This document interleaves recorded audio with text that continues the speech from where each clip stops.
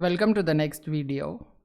In this video you can see that the iterations are running, and if you remember that we have set up a time step of 0.001, that is 0.001 seconds, and we have also left the remaining values as default, that is the maximum iterations per time step is 20.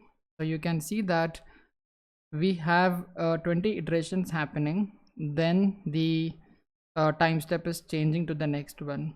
All right, and for every 10 time steps there is a file being saved in the background. All right, now what is happening is if you are seeing the residuals over here, you can see that they are falling down, where, like, for example, the iteration is being started over here, and before completing the 20 iterations it is getting converged. All right, so this will transform the time step to the next one. Okay, so it is not required that the iterations must happen up to 20 iterations.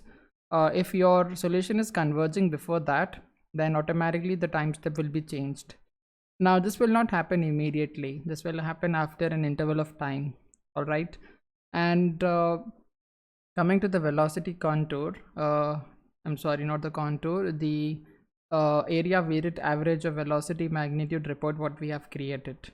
You can see that the velocity is coming down with respect to the flow time, and you can see that so far the flow time is 0.2 seconds what we have completed. All right, so I will not be stopping the simulation at this moment. I will be seeing that the simulation is continued for a much larger amount of time, and we will see that how we can get the results after it.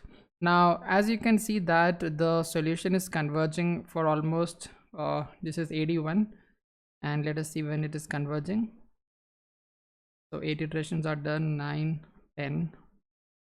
So after 10 iterations you can see that the solution is converging and it is moving to the next time step. If you want, you can just stop at the end of time step and let this time step continue. Now it will be stopping. Now you can just increase the flow time. All right, and you can just calculate it. You can continue the calculations. All right, so now I believe it may take more than 10 iterations, or it depends on the case, it may converge in 10 iterations as well. You can see it's almost 10, but the solution is not converged. 12 done, 13. All right, so it's happening for 20 iterations. Now this will continue for 20 iterations, and next time step will be done.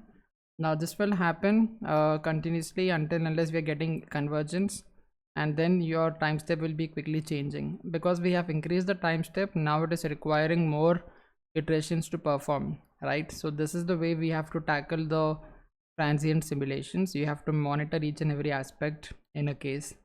Now I'll be just pausing the video, and I will be continuing for a longer time, and we will just meet in the next video.